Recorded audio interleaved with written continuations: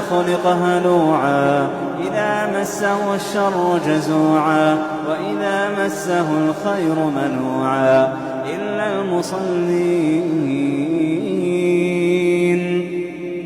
الذين هم على صلاتهم دائمون والذين في أموالهم حق معلوم